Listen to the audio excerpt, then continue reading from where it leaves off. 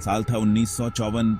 जगह थी जापान का टोक्यो एयरपोर्ट। एक आदमी उतरता है, सूट में, शांत, लेकिन उसके पास है एक पासपोर्ट ऐसे देश का जो दुनिया के किसी भी नक्शे में नहीं था।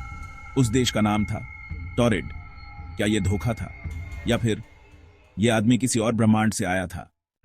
1954 का एक गर्म दिन, टोक्यो हनेडा एयरपोर्ट। एक आदमी यूरोप से प्लेन में आया।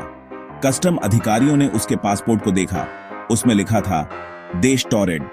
जब अधिकारियों ने उससे पूछा कि यह देश कहां है, उसने यूरोप के नक्शे में दिखाया यह अंडोरा और फ्रांस के बीच है। लेकिन वहां ऐसा कोई देश कभी था ही नहीं।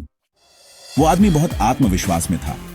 उसने कहा कि वो टॉरेड से तीसरी बार जापान आ रहा है और उसकी कंपनी टोक्यो में काम कर रही है।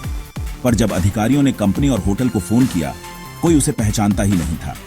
उसकी मुद्रा असली थी, पासपोर्ट में वीजा और एंट्री स्टैंप्स थे, लेकिन कोई भी उस देश का नाम नहीं जानता था। वो गुस्से में बोला, टॉरेड 1000 सालों से अस्तित्व में है, तुम लोग कैसे नहीं जानते?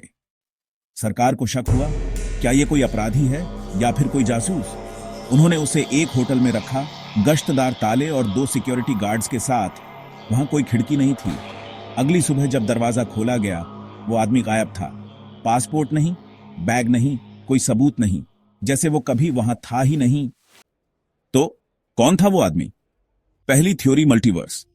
शायद वो ऐसे ब्रह्मांड से आया था जहां टॉरेड असली देश था और किसी डिमेंशनल फॉल्ट से यहां आ गया।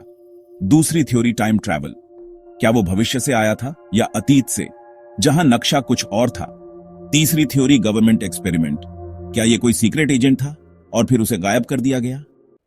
आज भी टॉरेड के उस आदमी की कोई तस्वीर नहीं मिली, ना रिकॉर्ड, ना रिपोर्ट, सिर्फ एक किस्सा जो आज भी इंटरनेट और मिस्ट्री फोरम्स में जिंदा है। क्या यह सच था या सिर्फ एक मिथक? जो भी हो, द मैन फ्रॉम टॉरेड एक ऐसा रहस्य है जो मात्र 24 घंटों में आया और गायब हो गया।